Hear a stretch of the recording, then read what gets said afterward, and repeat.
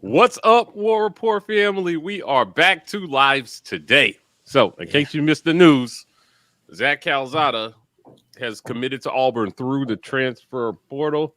Um, it's not exciting news for a lot of people. It's super exciting to others. Either way, we have got former Auburn receiver Devin Aromoshodu here to talk about all things receiver and the transfer portal. We want to talk about this transfer portal because Devin, this wasn't something you guys had when you were around, right? Right. Like transfer admit sitting out a year. Right. Yeah. And still no promises after that. So I want to just kick today's conversation off with you telling us a little bit about your thoughts on the portal. I know you had a lot to talk about, but essentially, if you're a receiver in today's college football, why choose Auburn? I mean, why I choose Auburn? Yeah, why choose Auburn? Right? Why go someplace? Take your time. I would say I can give you more reasons why not to choose Auburn. Hey, if that's what you got to say, that's what you got to say. That's what you got. Is obviously you want we're in the SEC, so we consider ourselves recruiting and getting the best players in the nation. Possible NFL talent. So their goal is to be the best at their position, and that's to attempt or try to win the Bolitnikoff Award. So if you look at your chances of obtaining that here, it just doesn't look like it's a possibility at Auburn. There's no history of that. It's nothing trending showing that we're heading in that direction and that's something we want to do. So if I'm choosing between this school and another school, I want to go somewhere to where they've shown a history of something. Just like if somebody's going somewhere to study, you want to go somewhere where that's a prominent school known for such and such, instead of Auburn Engineering Veterinary School. I'm not going to go to Troy State and be a vet when I can go to Auburn and be a vet. So it's kind of, you can look at it the same way as it's their profession. So you need to go somewhere where that's going to give you the best opportunity to do that. And just right now, unfortunately, Auburn is not showing that. So let's talk about. I want to delve into something here, and I want the guys to chime in on it because we've talked a lot about communication, right? The communication between the staff and the player. So I want you to talk about this in two different ways. If you're a player coming in and a coach is telling you what his vision for you is, like what is that conversation like? And then after you sign, what do you need to see as a player to stay bought into what the coach told you the vision was?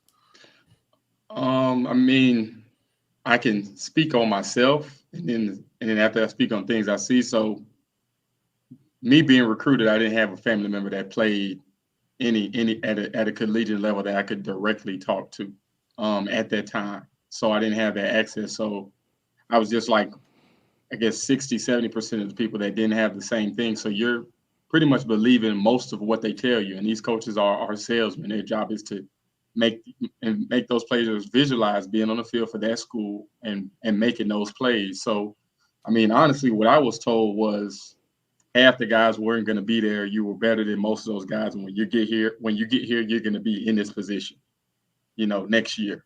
I'm sure they don't tell everybody that, but if it's somebody that they feel has an opportunity to play, and you can kind of look at the depth chart and see what's going on, then it may be believable, but you still have to earn everything you get. So being in that position in high school where most guys probably have been starters for at least 2 years, you're thinking you're going to transition to that team and doing that. So it's kind of, as an 18-year-old, when you get there and it's not the same thing, it's kind of how you react to that adversity. Some guys don't know how to handle that adversity. Some do better than others. Some guys may come and they were all world where they were, and now they're at the bottom of the depth chart, and their coach told them, the recruit guy told them this and that. And when they get there, they don't know how to handle failing or learning behind someone. So they kind of take things the wrong way. They may get criticized in the meeting. Now it's about the coach not liking them or not understanding them when they've been told a certain thing. So they don't know. They're 18. They're gullible, just like most young adults are. So when they hear something, they believe that's what it's going to be when they get there. So part of the problem Because what happens is some of those guys don't know how to handle that. So you see a lot of guys transfer after their first year because it wasn't what they thought it would be. And they just don't know how to handle that adversity. They don't have anyone to talk to because the coaches are too busy trying to coach the team. So they don't have time to sit down with that player and tell them, hey, this is the plan. They got you on the team. So now their work is done. They have to get back to coaching a football team. So while that's all that stuff's going through his head, a lot of times guys can find other things that are distractions. Sometimes players get in trouble off the field. And a lot of times is, honestly, is just a player really trying to get the attention of coaches, almost like a little baby when they're crying, just trying to get the attention of someone to say, hey, I need help. And during the season, coaches just don't have that time to help somebody, especially if you're not on the field, because if you're not on the field, you're not really helping the team in the moment, and the coaches got to win games to keep their job. So why are they going to spend time during the season trying to get you mentally ready when you're not going to play on the field? So you kind of feel left out of the plans, and unless you know how to overcome that or have somebody to talk to about it, a lot of guys either transfer or they never develop into the player they were supposed to be because they had this seed planted in them, thinking that this was going to happen when they got there, and it didn't work out because you may have faced adversity, but you may not have faced that type of adversity where you're on the field with 50 other guys who are just as talented as you. So unless you know how to deal with that, then it may send you into a downward spiral and you never develop into what you're supposed to be. So, in my case, I was fortunate enough to play as a freshman, but I'll be honest, if I didn't play as a freshman, I would have felt a certain type of way because that's one of the things they sold me on. So that's one of the reasons that I came to school here. When I look at it now, patience is, I'm older now, so patience is just so much more, and learning something before I go out there and do it. I wouldn't mind redshirting if I had to do that. But when you're young, everybody wants to come in and play right then and there. So that's the mindset they have. That's what they sell to the parents of most of the guys they may recruit. And if you don't get to play, now you're looking at the guys that came in with you. Some of them are playing. So, it's kind of just it becomes like a division of the guys that are playing versus the ones that aren't playing. And some guys just feel left out and you don't know how to handle that. There's no one there, at least when I was in school, there's no one there to counsel you on that type of stuff or tell you about that stuff. That's why I think it's very important that, schools have former players or just somebody that can counsel guys that come into the team for the first time with things they may be dealing with, so that they know how to handle these situations when they happen and turn that negative thing of you not playing into something positive, so that's how I feel. Devin, you made a great point about coaches being preoccupied with winning, saving their jobs, and just trying to win games because that's what they're being paid to do. And it's kind of difficult to kind of babysit, keep those guys' attention. But when you were at Auburn, man, you were surrounded by a lot of talent in that wide receiver room. Ben comes to mind, Courtney Taylor comes to mind, Mix comes to mind, McIntyre comes to mind. Like you were around some great receivers. Can you talk about the importance of having guys around you when you're coming into Auburn? You've been promised a lot. You get down and the coaching staff isn't able to kind of lift you up. What role does the players play, the guys ahead of you who've taken those lumps, who know what it feels like? What role do they play in keeping those guys engaged? They played a big role, honestly. I mean, my first year, we had Marcel Willis and Jairus. They were the older guys. So when we did have tough times, they were kind of there to just make a joke of it or make it fun and kind of just say, hey, you're still just playing football and, kind of help us go through everything. So we were a good group, honestly. And to be honest, I think we brought in my year, I think maybe 6 receivers. So more than half of the guys on scholarship in the receiver room were freshmen. So part of it was we were going through the same stuff versus, I guess a normal year. I don't know because I've only been part of that class, but a normal year, maybe you bring in 2-3 receivers. So, you got guys that are maybe sophomores, seniors, juniors, but in our room, we brought in like 6 receivers that were freshmen. I think 5 of us ended up staying on the team to start our freshman year, but more than half the room were freshmen. So we were making the same mistakes. So us making those mistakes, it was easy to deal with because we weren't in the room filled with guys that were older and they weren't making those same mistakes. So that transition period for us, we kind of made it as a room, and everybody knew that we were the future of the receiving group. So it was kind of everything was geared towards making sure that we were ready to play. Some of us our freshman year and the years beyond that. So it wasn't kind of structured like I guess a traditional room may be where you got kind of guys spread out. We had, I think, Marcel Willis was the only senior that was playing. Silas Daniels, I think, was a sophomore, and Jarris McIntyre was a junior. Besides that, the only other people that were playing on the field were true freshmen. Mm-hmm. So, it was we were freshmen, we all learned from the same mistakes that we made. So it was easy to deal with versus having a room with 2 seniors and 2 juniors in it to where it's just a division. Yeah, I was just going to ask, I think, we've seen kind of the revolving door specifically at wide receiver of talent. Like we have these guys that come in that are highly touted that either never see the field or they see limited opportunities on the field. Now you were in a wide receiver room that didn't get a lot of targets. But what does it feel like? And you might have to even go to NFL level to think about this, because at Auburn, like you said, you did get to see the field immediately. But what does it feel like to feel as if the guy who is on the field isn't as talented as me, but he's getting more reps than me? Like, do you kind of what does that wide receiver room feel like when that type of thing is going on? I mean, it's frustrating. Especially if you're someone that's in high school, because remember, you've been told these things by the coach, and you believe that stuff because you've never been in this situation before. You've never been recruited.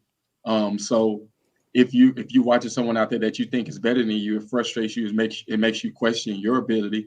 So when you go out there, you may overthink something or you may mess up, and now that mistake that you made, you're thinking that's putting you that much farther behind the person that's starting that role. So it's just it can be frustrating to watch that. But, part of it is just understanding that it's all a process, and just being patient and understanding, that you'll get your opportunity. You just have to make the best of it. But unfortunately, a lot of guys don't realize that or understand that, because nowadays it really only takes one good year, and, that's it.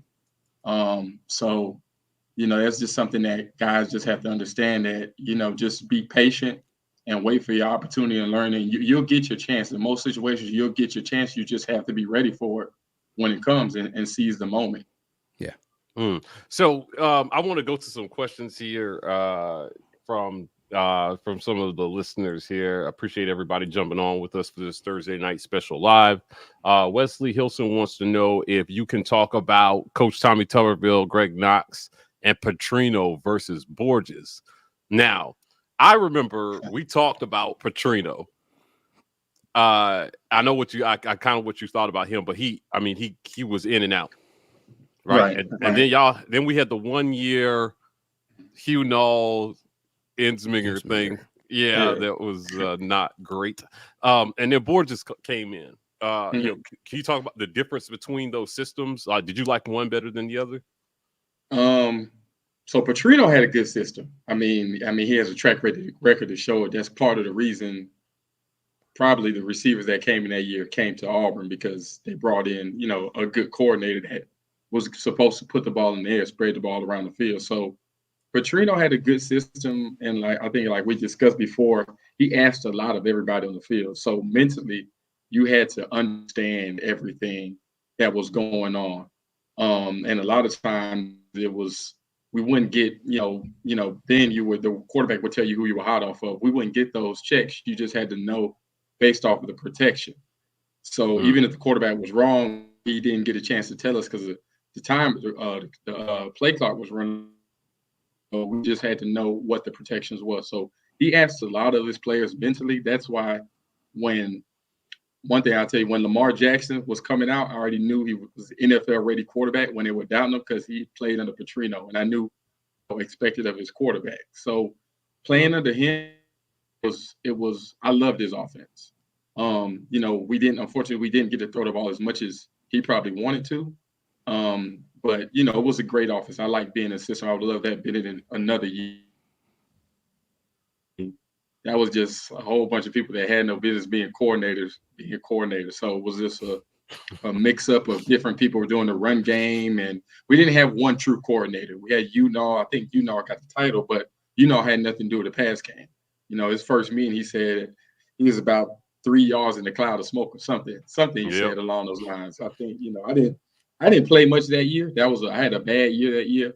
And when we got Borges in, Borges just kind of, his offense was just, he allowed everyone he simplified everything, and he allowed everyone to get on the field and use our abilities. And what he did that, Petrino didn't do much of. Well, Cornell, I can't remember, but he put both running backs on the field at the same time. So when we were able to do that, I think that was, that gave us an advantage over teams. And, his offense was simple, but at that point in everybody's career, we were so knowledgeable of everything, and we had learned so much from Petrino and been through what not to do our second year.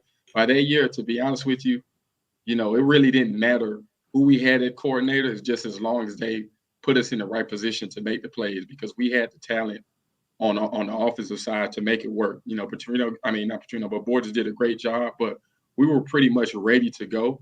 We had the highs and we had the lows of having that year. So that year, just stuff kind of just came into place. So, and Borges just kind of came in with this kind of a West Coast mentality with his like Hawaiian shirts he would wear, and just told everybody relax, and we're just gonna go out here and have fun. And it was like, the stress that those guys had from the year before, he just didn't have that stress. So it allowed us to kind of, and it allowed Jason to just relax and play quarterback, because everybody had a clean slate. So he didn't know, anybody, he didn't know the next person from the other person. I don't even think he came from the SEC. So he just kind of came in there and said, hey, we got a good group here. We can win some games. And he installed the offense. We learned it, and the rest was history. I'll put you on the spot here. Auburn Dad wants to know, as an alumni, if you feel Coach Brian Harsin has Auburn headed back in the right direction. And like he said, he means Saban, but he says Satan at Bama. No, he meant Satan. To getting kids to buy into the process, essentially. Like, you've been watching. I know you watched the Birmingham Bowl. Right. What did you see? I thought that early in the year. We took some tough losses at the end of the season. So I just don't know. It's still too early to tell. I don't think anybody has to answer that question right after 1 year. Because he hasn't really got the players he wants. He wants here. Hasn't really been able to. He's just been here a year. So just to kind of really do what he wants to do, he hasn't had enough time to do that. So I think only time will tell. Only thing I can do is give you a prediction, just like anybody else. I hope he does. I think we're heading in the right direction, but unfortunately, the end of the season did not look well for us. I think it was some games we should have won that we just didn't manage correctly. So that kind of makes me question things a little bit. But I'm hoping we'll get back on the right track. So I will say yes. Okay, all right. Walt Taylor wants to know if you could hire any wide receiver coach with money not being a concern, who would it be? Anybody in particular you're high on? I don't know really. I only know the coaches that I played for. One of Coach Knox would be a great coach. I don't think he'd come back and coach receivers. He was a great receiver coach. I don't know. Who was your receiver coach with the Colts? Clyde Christensen. Clyde Christensen is a good coach. He's a good coach. I think he ended up being an OC. I don't know what he's doing now. I don't know. To be honest with you, that position, you need someone that's going to be able to kind of keep all the guys involved in the game throughout the whole season. They need to keep everybody in order, because as a receiver, you want the ball. So if they're not getting many balls, the guys are going to be frustrated. If the quarterback play and the receiver play, if they're not just connecting and stuff is up and down, you're going to need someone that say, hey, guys, stay in the game, stay focused, and when our time comes, we'll be ready. So we got to have somebody that, first of all, those guys can trust. I don't think it's more so about somebody coming in here and teaching them how to play, because honestly now they let you run all over the field. So it's not really. I've seen guys, they're just out there just running around. It's 7-on-7. So, you can't touch anybody. You can't do anything. So if you can protect the quarterback, you're going to either get a pass interference or they're going to catch the ball. So from a technique standpoint, teams are scoring so many points. It's not, it's what people want to see. People want to see points on the board. So they're allowing that stuff, or they're going to make the call. So it's big plays going to be made. Just like if you watch the Ohio State and Utah game, though, a lot of those guys didn't play most of the season, but came in and had a great game because they're letting guys play, and it's an offensive game. So if you get somebody that can keep the guys, their head in the game, and keep them engaged and keep their confidence level up, then I think Auburn will be fine. But we got to have somebody that's communicating with the guys and just telling them that this is where you need to be. Your opportunity will come, and hopefully those guys get that chance. But we can't, if you sell somebody a dream and they come here and it's not what it is, or it's something different, they're going to do like most, 18 and 19-year-olds are going to do. They may run, and they'll run somewhere else. And, it may not be to a better place, but, it's something different than what they're in. So I think it's all mental for us right now. We got to try to get the guys that we have to buy in and focus on what we're doing. I think, stuff will work out, but just losing players like that, I don't think that's good. I know it's going on everywhere, but I don't see how you win when you lose guys that were your main producers prior year. Let me ask, it's a kind of a two-part question. First part of this is about in-game communication that you just talked about. Did you have a, preference of your offensive coordinator being in the booth or on the sideline? And what is the communication like between drives, right? Because we don't get to see a lot of that, what's happening. Defense is on the field. What is the offense on the sideline doing? How are you guys getting yourself ready for the next drive? So I don't know if that's too much of a question, but yeah. I didn't really.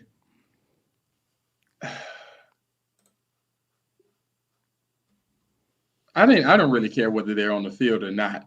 From a standpoint, whoever you have in the box is supposed to be pointing out certain things anyway. So you're going to have a job up there. So I think old school, most of the coordinators were in the box looking down. I think now a lot of them are on the field.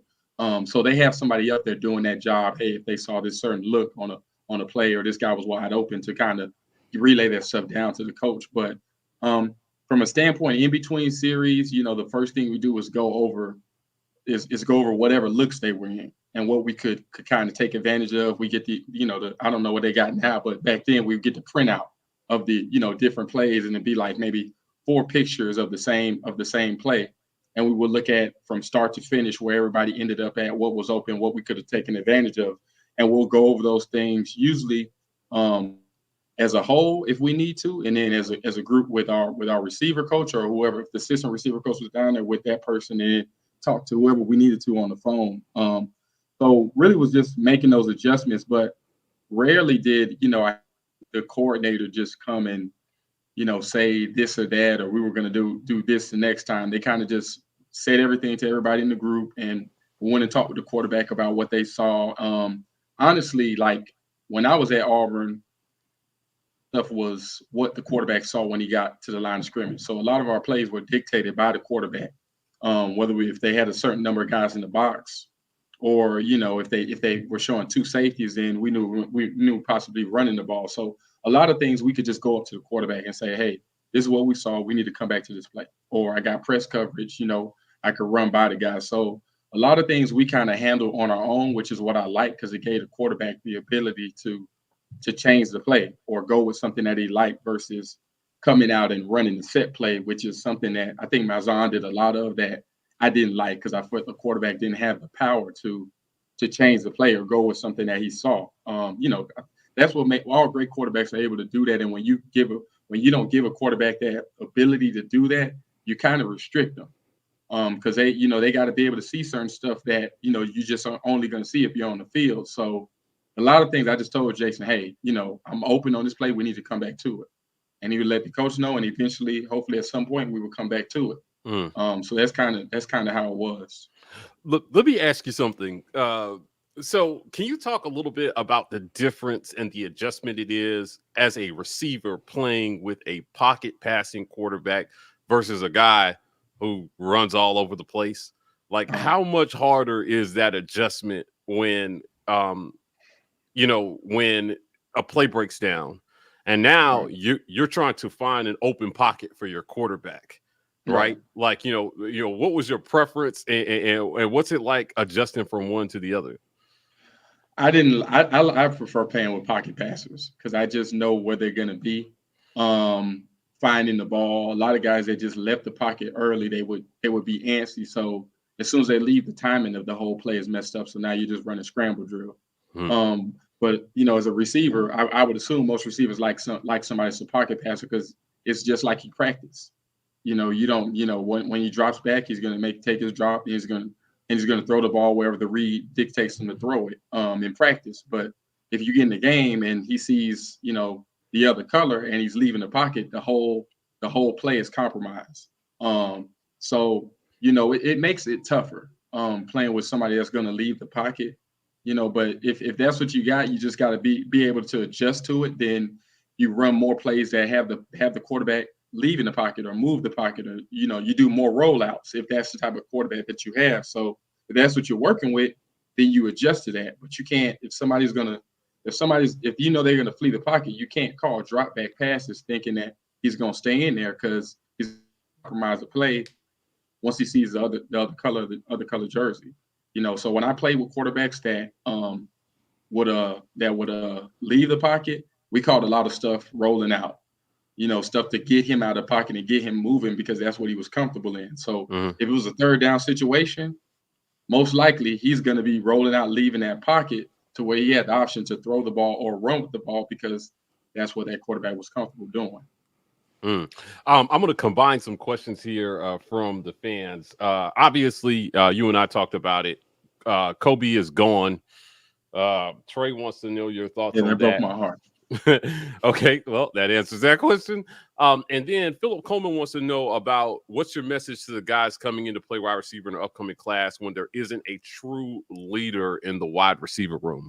So who was there a guy in your wide receiver room that was kind of like, I don't know, man, the guy who would rally everybody? Or, did you guys look to anybody or, was that a shared responsibility? It was kind of a shared responsibility. I mean, I'm gonna be honest, Coach Knox held all those hats. He was the person that rallied us, that got us ready to play in the games and do everything we needed to do. Marcel, our freshman year, he was quiet, but he did what he was supposed to do. So he was a great role model in terms of just going out there and doing your job. So he didn't have to say much. We saw what he did, and we tried to mimic what he did on the field. But Coach Knox was the one that always got us ready for games and always talked to us before the games to make sure that we were prepared. But as far as the guys now, my message then would be, that's a tough situation. It's going to be on the coach. Just the same thing what it was with us when we brought in, I think, 6 receivers. It's going to be on the coach to make sure that those guys are ready, to make sure that they know how to work because they've never played on a college team. So they don't know the amount of hours they're going to put in playing football, the amount of stress is going to cause. He has to prepare those guys for that so that it's not something that just hits them like a train wreck when they get there. Because, right now you're taking pictures and you got on Instagram with your jersey and all that stuff on. But when you get there, it's time to play football. So when you're going to have a day you don't perform well. And when you don't do that, it's going to be how are you able to respond to that, especially during training camp? Because, most of those guys will be their first time going through that type of training camp. So just keeping everybody engaged is what they're going to have to do. Teaching them how to work and, letting them know that this is not going to be, the weak link, because I'm sure they're going to hear a lot of that stuff in the media and coming from other people. So those guys they're going to have to believe in themselves and kind of think it's just, them versus the world mentality.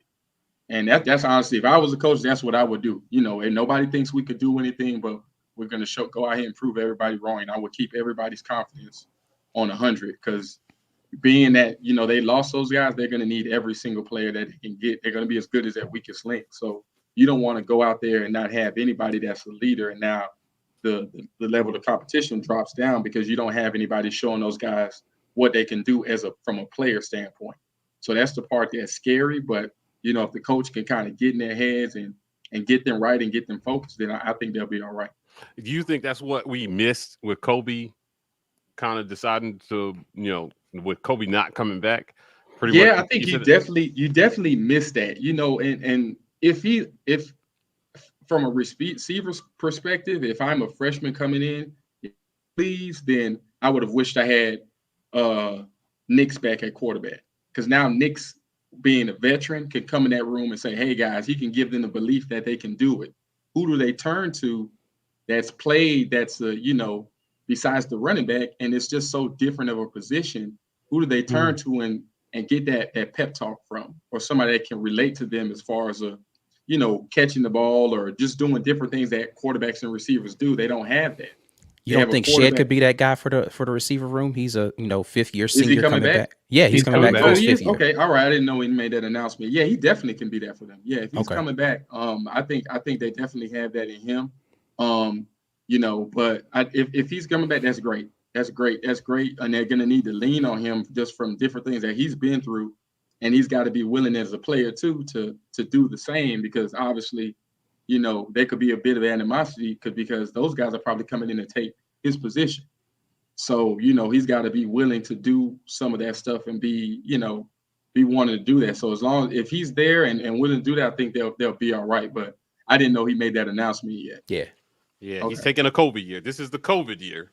Okay. The extra year that they get. Yeah, they need that, because if you don't have anyone in the quarterback room, and if he was gone, I mean, who do you turn to when you have a tough day? You can't go to Tank just takes handoffs. So yeah, true story. So, I just no, go ahead. Mike.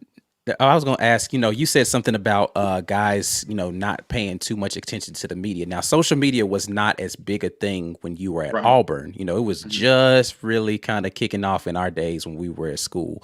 Right. But how much do you think guys today pay attention to social media stuff? Now, we had Luke Deal on, and he said that he doesn't really pay attention to it that much. But how much do you think guys pay attention to that kind of stuff, and to shows like ours where we sit here and we talk about Auburn football for hours? Do you think they're peeking at this stuff and trying to see what somebody said about them on social media, blah, blah, blah? I don't think they look at so much of stuff like this because it's so long and drawn out. I don't think the attention span, at least for me, but you can look at the guys, if you look at their history of being on social media. If you're somebody that goes on social media, then eventually when you're scrolling down, you're going to find something, about you or similar, then you're going to be looking at it. If it's a guy that generally is not on social media, then he's probably not going to pay too much attention to it.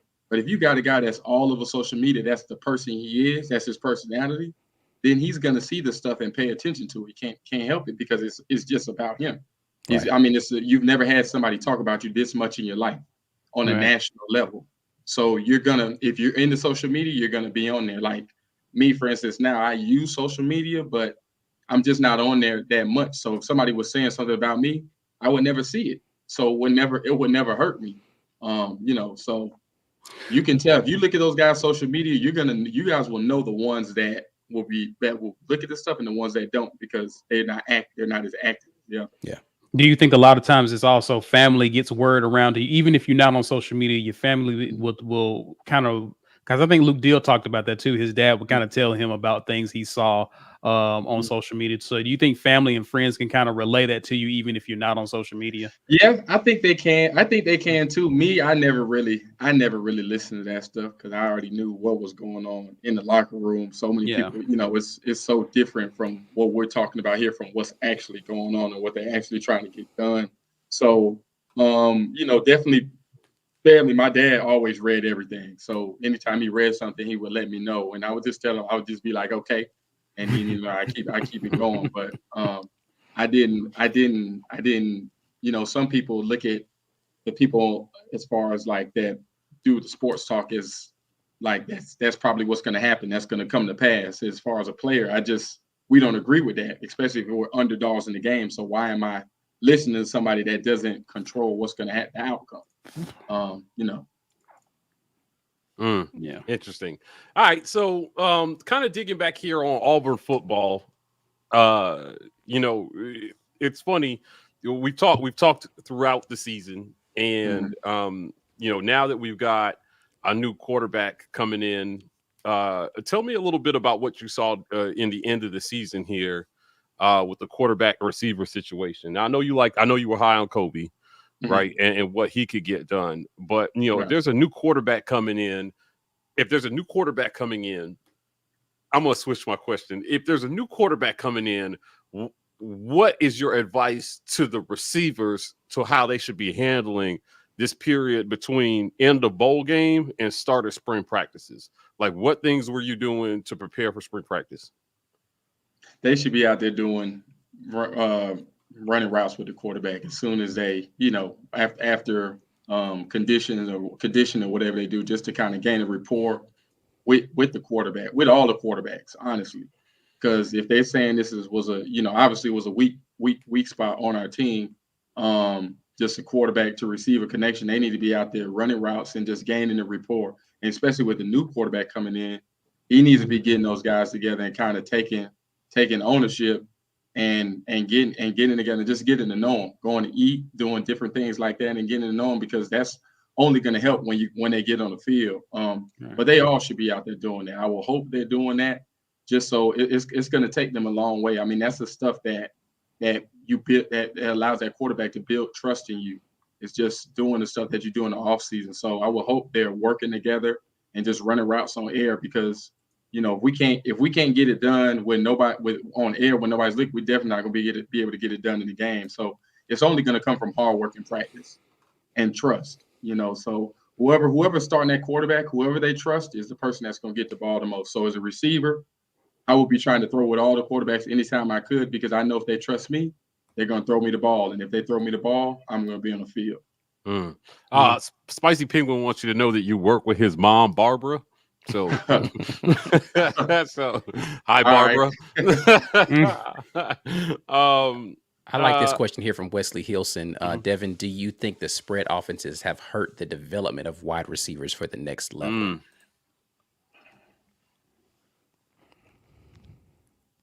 It did, but now and the next level, they're transitioning to that. But you saw in the past, probably on my way, I think my last year was like 2012, 2013. You saw that those guys were used to being in a spread offense, to where most 75% of the offenses were 2 receiver sets, sometimes 3 receiver sets. So it's only going to be 2 receivers on the field. So you have to learn how to read the defense. If somebody blitzes, do this and that. When you spread everybody out, you make the defense kind of make a decision sooner, but you also don't have as much protection for the quarterback. So it's kind of it works both ways. But back then, it definitely hurt receivers. We would get a lot of receivers that were drafted high, but they just didn't have any releases, because what the spread did, a lot of teams wouldn't press as much as they wanted to. So they weren't able to release off the ball. They couldn't read a defense. And the game it took them a couple of years to kind of catch up with the game, because everything was so close together. So versus what they were used to. But I think with the NFL mimicking what they're doing in college is making it easier for guys to transition. They just kind of get out there and run. And like I said before, you can't really hit anybody anymore. So it's almost like you're watching 7-on-7 when you're watching these guys play. It's not that much contact. You let a guy catch the ball, then you tackle them. So guys know they can't get hit anymore. So it just changed the whole landscape of the game. You should have guys consistently having 100-yard games every game, because the game is built for that. So as long as you can protect the quarterback a little bit and you got a decent scheme, then you should have guys consistently having 100-yard games, because there's nothing that's going to prohibit you from doing that. I think it is. This version of college football is a lot more pass happy, right? Like, right. it feels like that's the direction college football is going. If you don't have a dynamic passer, it's going to be really hard to win in this version of what is college football. But we talked a lot about you got to be able to sell these guys something to get them in the door. So you watched Auburn football this year. If you're Brian Harsin, what are you selling to top wide receiver prospects on why you come to Auburn? I mean, what's your number one selling point? And before you answer that, I will tell you this. We are definitely trying to pass the ball more and more. Over the last 3 years, Auburn has somewhere between 360 and 400 pass attempts on the season. Now, when you played, I can tell you it wasn't that high. There were not. I think I had over 30 catches in the season. Right, but yet still somehow got drafted. Right. So what are you selling? If you're Harsin, what are you selling? What should a receiver come play in this system? I think the first thing that jumps out at you that you can play early. It's a depleted wide receiver room. It's pretty open. We're gonna have a new coordinator, right? Mm-hmm. So you get a chance to prove yourself in front of that new coach. He doesn't have any pre-designated guys that he knows from before. Possibly have a new quarterback. Well, it is going to be a new quarterback technically because Nick started most of the season. So you have a new quarterback. Everything is clean. So everybody's starting off on a level playing field. There's no one saying that, well, I did this before based off of merit or what they did last season when it comes to the passing game. So as a receiver, I know that I can go to Auburn and I can play early. Now, as far as the execution, that will be something that, we would have to build or something that I may question. But as far as the opportunity to get on the field and showcase my talent, I will be able to do that at Auburn. Yeah, I like this question here from CT in North AL says, can excellent receivers and a good quarterback overcome a weak offensive line in the passing game? Yeah, they can. If you make the attempts and you just throw the ball in the vicinity, just for instance, the situation where we had Seth Williams, if we just throw the ball in his area, he's gonna make the catch, or it's not gonna be caught by anyone. So if you have good receivers that can go and get the ball, it's a basic, or they have speed. It's either they catch it, it's incomplete, or it's a pass interference. So, and if they got speed, then the DB is going to be in off coverage. So now that opens up all type of other routes that the quarterback can throw and get the ball out quick. So I think you can overcome that with good receivers because it's a pass-happy league. So they're going to call pass interference eventually at some point. And if you beat the DB, he's probably going to panic and, be running, trying to catch up to you, and you initiate the pass interference. So you throw the ball enough, you'll get a pass interference. You don't even have to catch the ball. Just throw it enough and you'll get a PI. So I think you can, with great receivers, overcome the things you said. Yeah, that's a prevailing storyline here. Is that a lot of people believe until the offensive line is damn near perfect, right? No quarterback will be successful. Yeah, I think it's ways. I can give you an example. So when I was here, we would always call quick game early. Quick game means like we were, like a hitch or a slant early in the game. Because if we were playing against a good defensive lineman, like for instance David Pollock, quick game, our tackles would chop the tight end. The defensive end. So that would slow down his pass rush. So we would run like 2 or 3 quick game passes. First of all, it's a short pass, so it gets our rhythm. It gets the quarterback into a rhythm. It gets the receiver into a rhythm. It gets them a catch, which is important. It gets the quarterback a completion, and it gets us positive yards.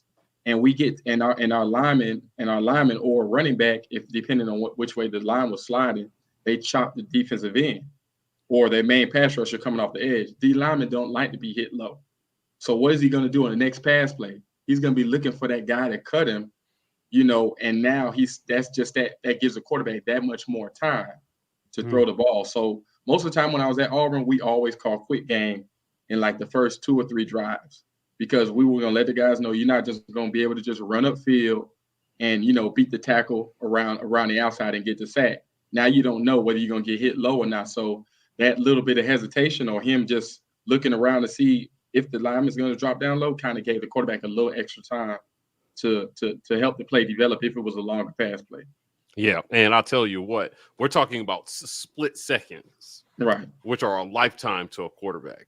You know, because a lot of people don't understand 3 seconds is a long time in college football to actually hold the ball in your hand without throwing it. And guys are so fast now. I mean, you've got, you know, your average, a lot of recruits, you know, wide receiver run under 4.5 40s.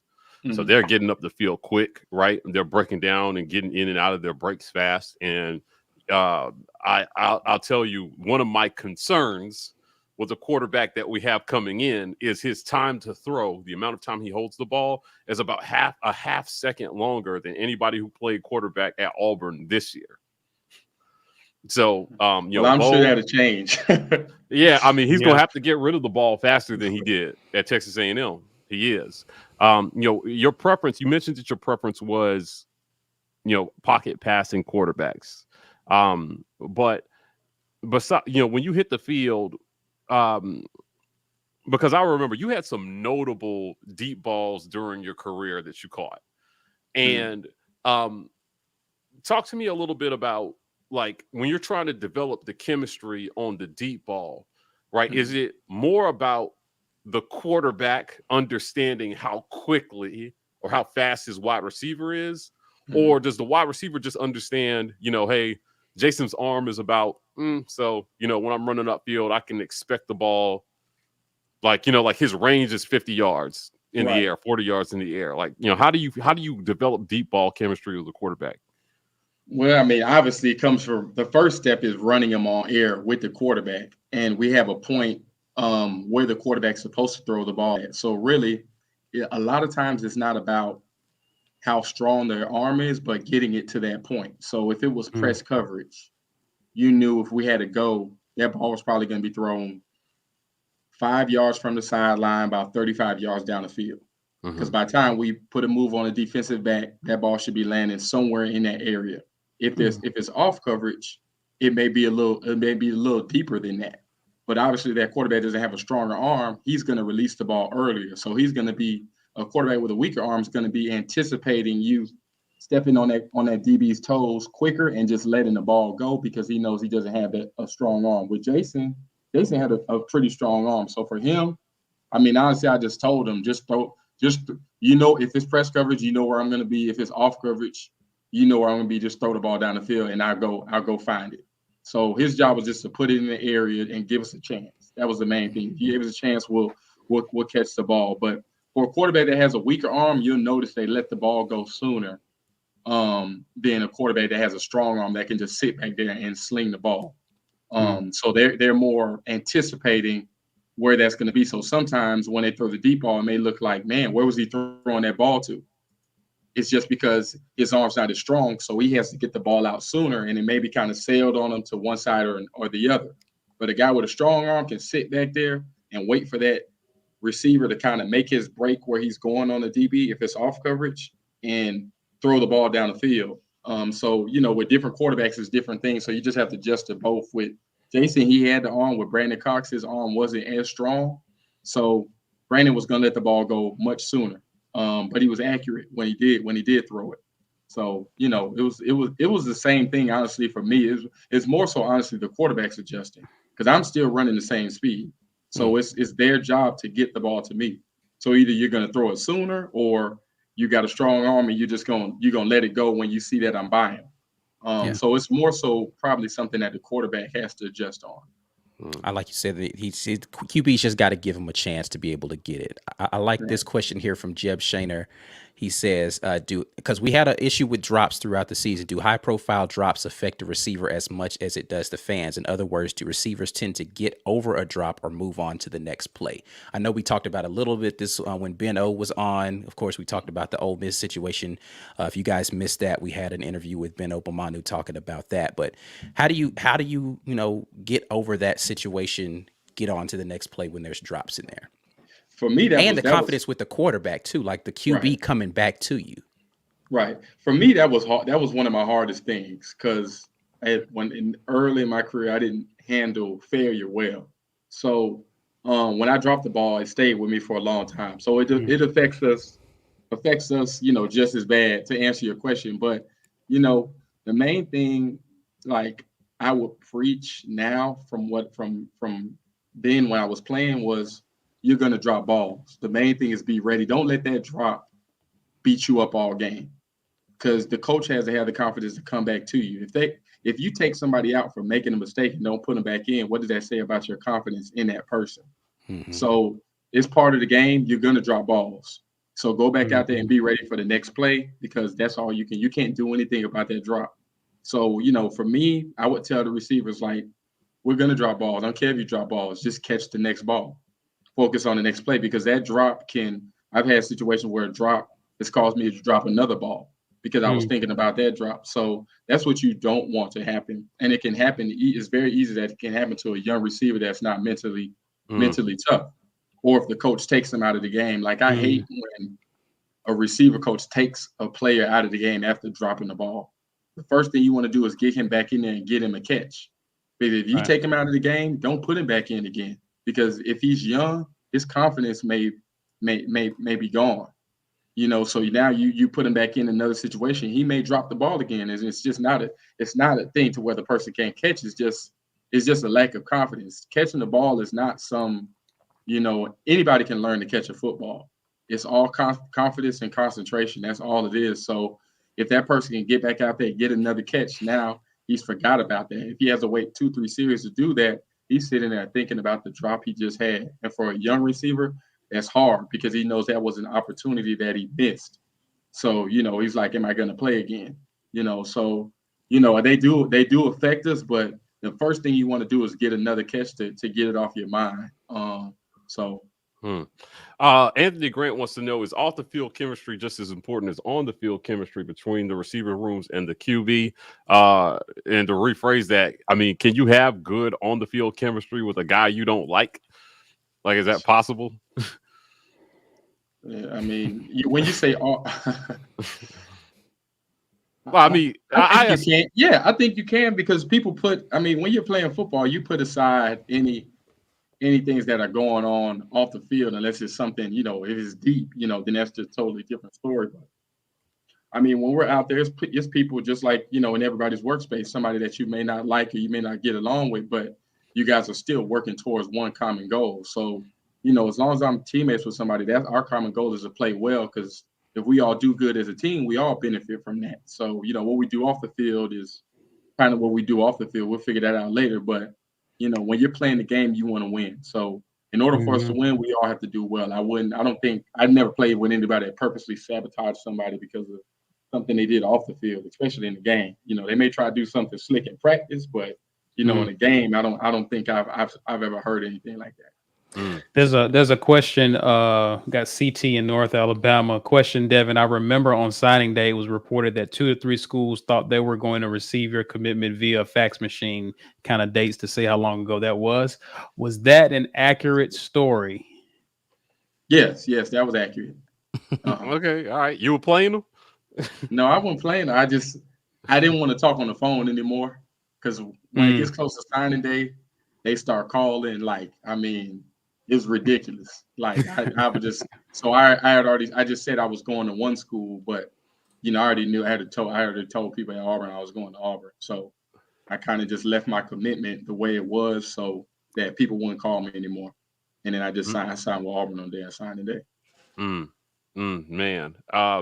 Well, we've got we're coming up on the hour mark, so we won't go too much longer. Devin, we appreciate you joining us here today to talk to the people. I know you said you wanted to take some questions. I wanted to dive a little bit back in, though, to again, kind of what you saw during the Birmingham. Now, you attended this game, Mm-hmm.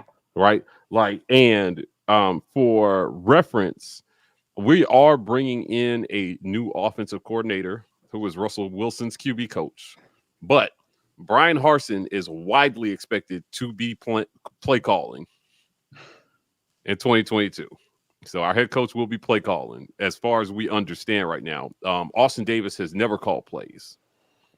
So there would be a learning curve there, but I think his primary responsibility will help coordinate the offense, but play calling responsibilities will be falling on Brian Harsin. He and from what we know, he called plays in the Birmingham Bowl.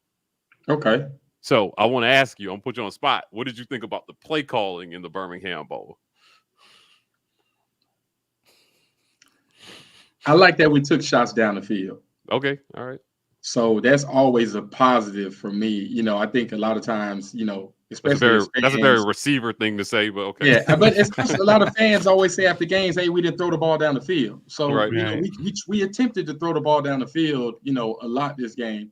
I wasn't happy with some of the play calls, but you could see whoever was calling the plays, you could see they didn't have all confidence in the offensive line because there were a lot of short yardage situations to where you got to have that go-to play, and it's just mano a mano to where if we need 1 yard, we got to find 1 yard. It doesn't. We don't have to run some type of trick or some type of, you know, this and that to get it. You just, you know, block, you know, find a way to move your guy to allow us to get 1 yard. So in those situations, I just think that, you know, he was kind of hesitant and just not confident in the guys that we had out there to go out there and get 1 yard. And I think to me, that was the difference in the game. Us not being able to win those short yardage situations or have a play that we could call, you know, preferably a running play that would get us one yard. So, you know, there, I don't know, you know, from my opinion, I mean, I think we worked with what we had. You know, the pass protection wasn't that great to me.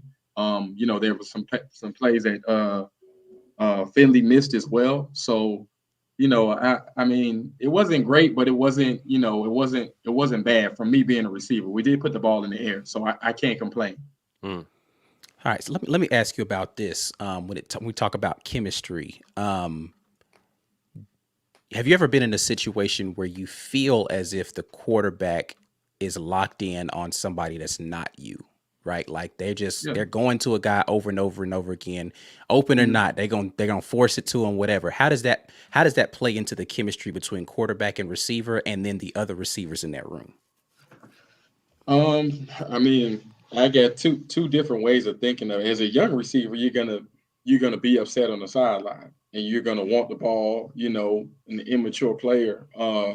And you're gonna tell coach I was open on that play. You know, you guys give me the ball and have that conversation. But as an older player, I just always stayed ready.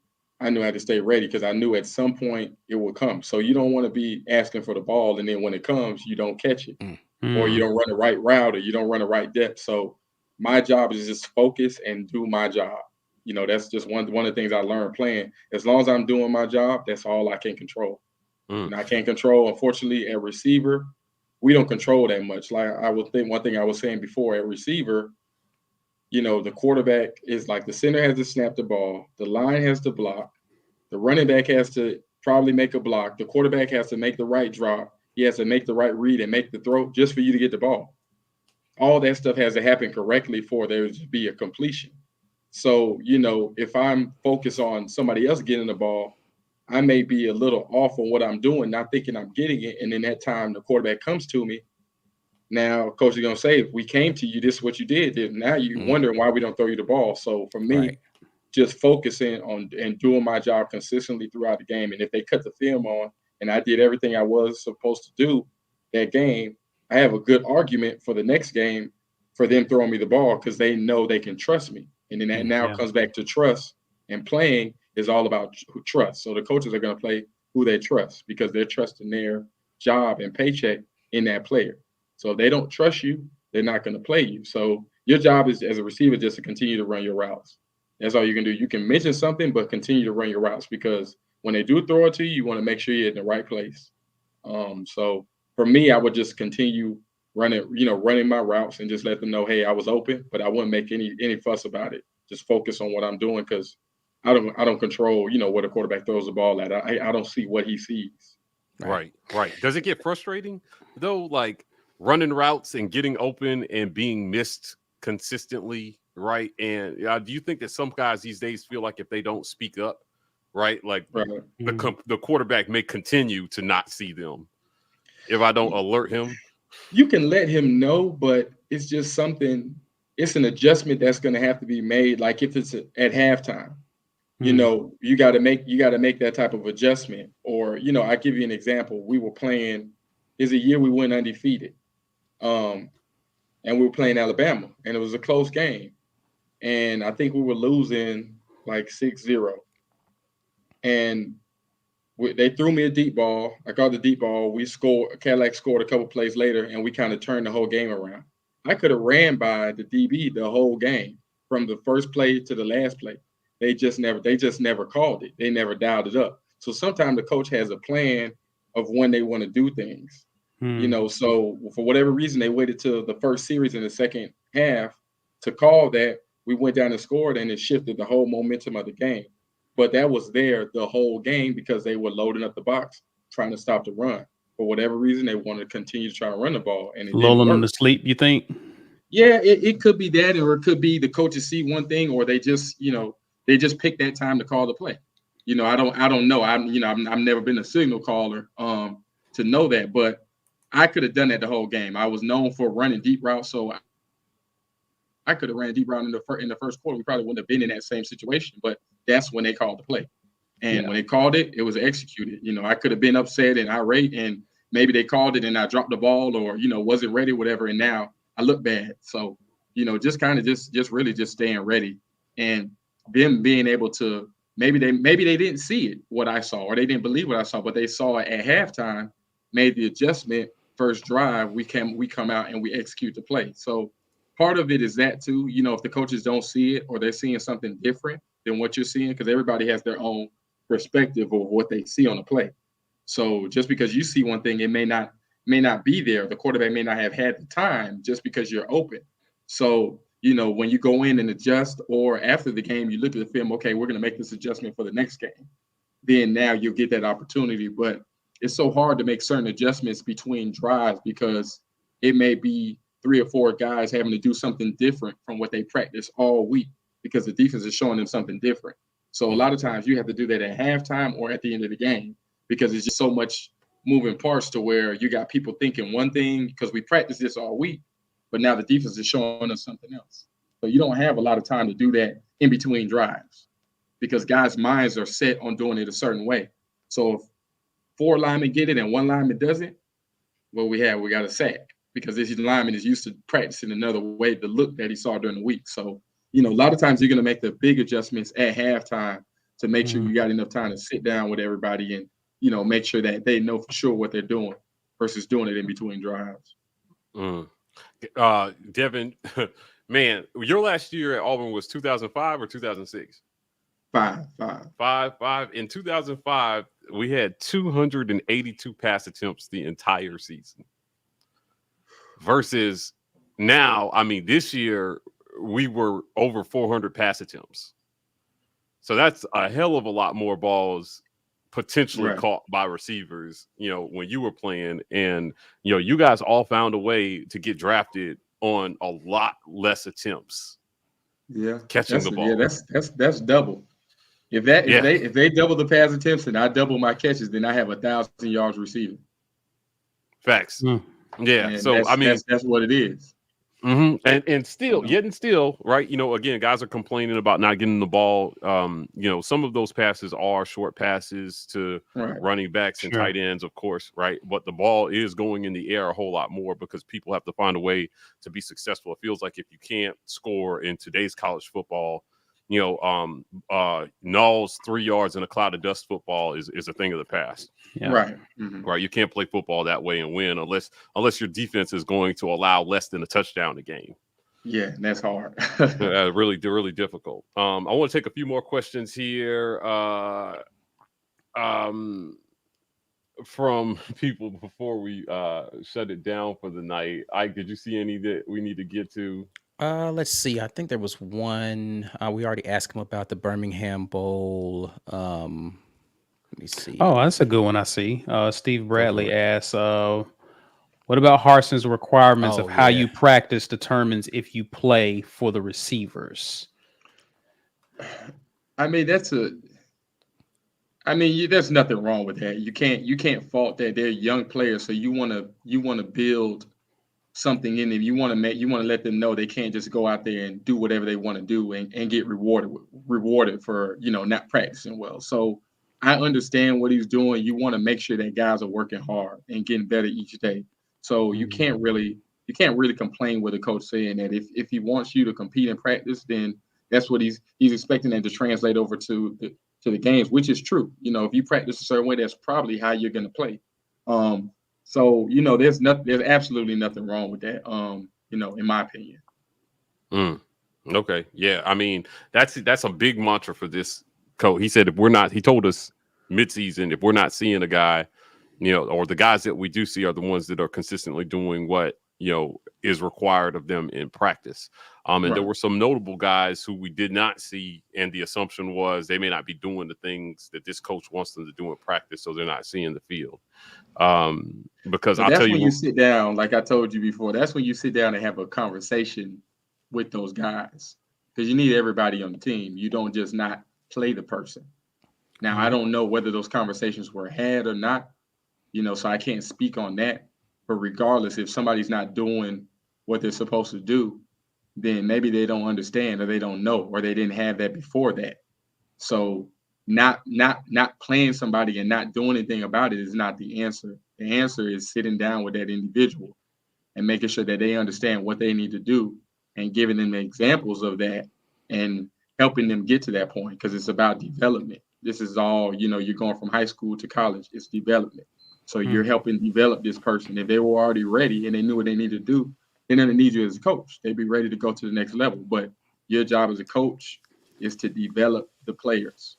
So whose job is that, though? Is that like the position coach that needs to be making that conversation happen? Is that the head coach? Is that a in-season conversation, postseason? Because you can have it definitely in-season, postseason. But when you see that happening, you kind of sit down with that position coach, because that's the person that sees you the most, knows you the best, and you guys have that conversation and say, this is what we expected, and this is what we want you to do, and we're going to give you the resources to help you get there so that you can do these things, because once again, we believe in you. But, if you just say, okay, this person is not doing this, they're not going to play. That's not the response, because you're going to get an immature response from a teenage player who's immature.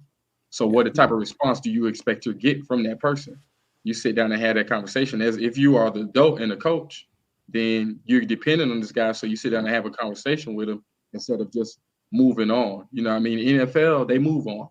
So everybody moves on. They're getting paid, so they just go somewhere else. But in college, you're trying to, I think it's more so somewhere where you want to develop players, because in high school, you just don't spend as much time, with the game doing the things that you do at the college level. So you have more time with the players to develop them and teach them small things like that are going to separate them from everybody else. So sometimes they just don't know that. If they don't know that, you can't fault somebody for that, because they never had to practice before.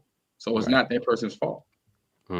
Yeah, what you're saying though is it's hard to have those conversations in season. So right, exactly. Yeah, this off season, based on what you're saying, the coaches should be sit down with any guy who had potential that they did not realize this year.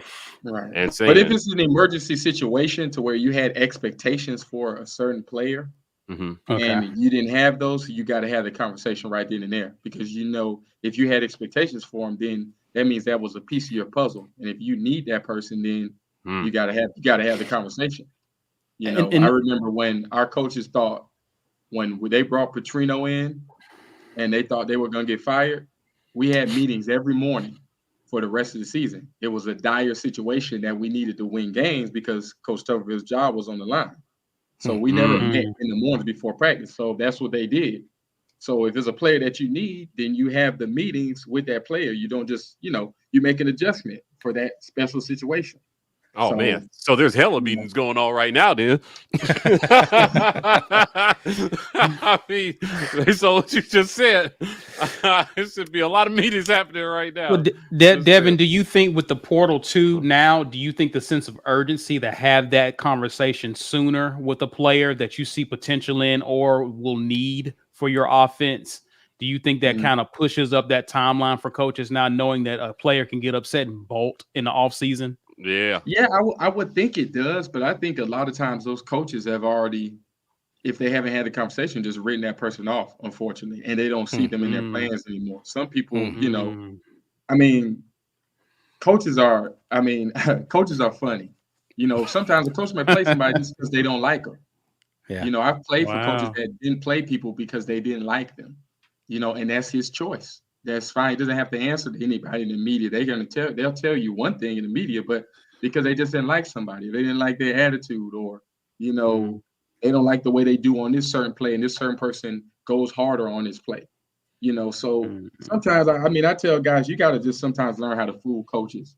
I go out there sometimes and it look like I'm giving a certain amount of effort, but I'm not really not. Once you learn how to play the game with coaches as you get older, then you can get past that stuff. But they're just too young to understand that stuff. Honestly, I was able to, when I got to a certain level of playing if I was able to manipulate coaches into thinking certain things were going on that I wasn't doing because I knew what they were looking for.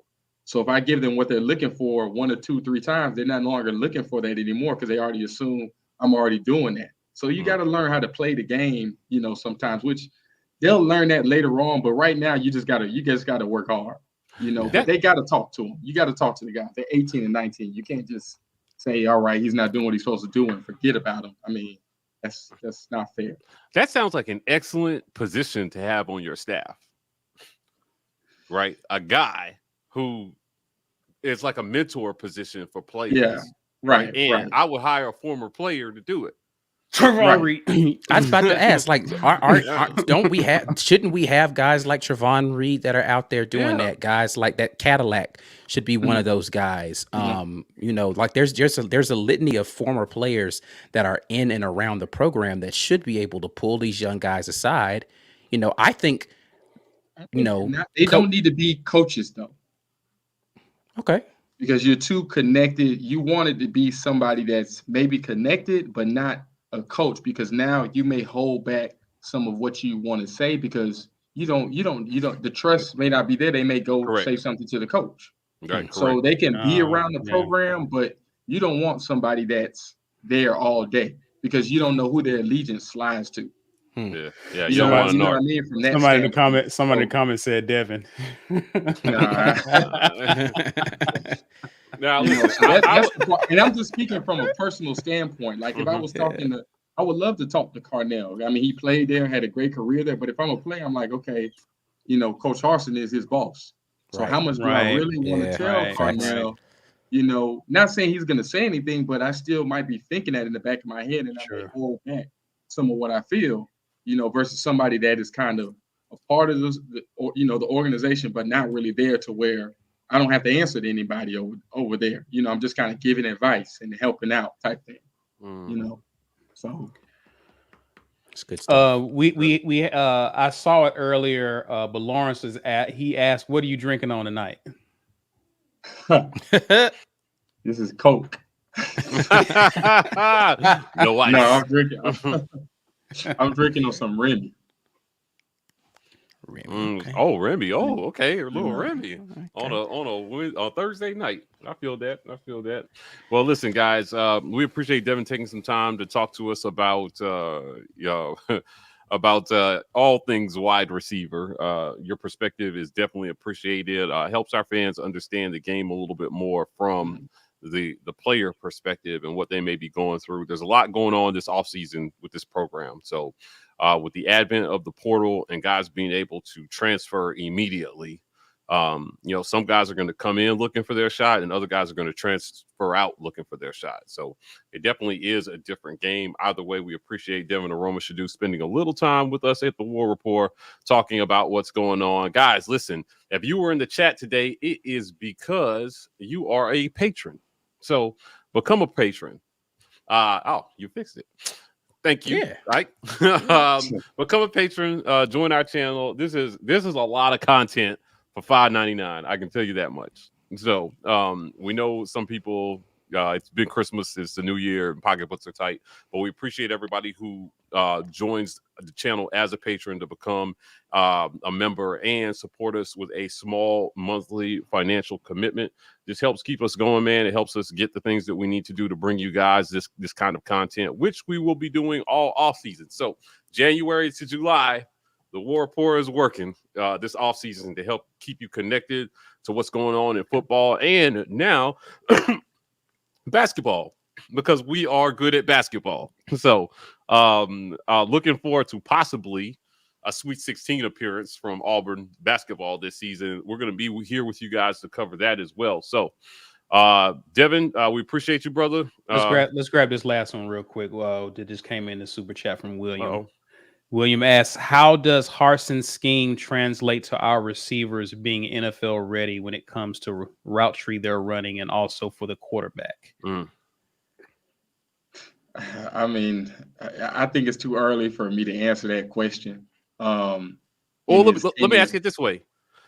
During the Birmingham Bowl, like, did you see anything that looked kind of NFL-ish? Like, I mean, yeah, because what the NFL, what they ran now versus what I ran is different. So yeah, it looks like it did compared to the Sounds NFL. like we need to have Devin come back and do some chopping it up on the film That's what it again. sounds like. Yeah, Mhm. film What it session sounds- with It Devin. translates to what they're doing now in the NFL. I think, I mean, I like the play calls. I like anytime you throw the ball, so I'm not going to complain about that.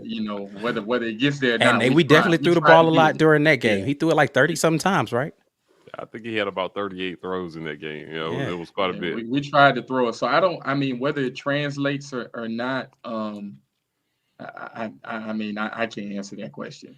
Yeah. I don't know. I think it's early. We got to give him a little time to actually see, and where this is his first year. I mean, he's gonna have a new quarterback, so only time will tell. But you got to have an offensive line if stuff is gonna be clean, and a lot of our stuff just wasn't clean because just the protection wasn't there. So I mean, that's the first and foremost in pass game is pass pro. So we got to be able to protect the quarterback.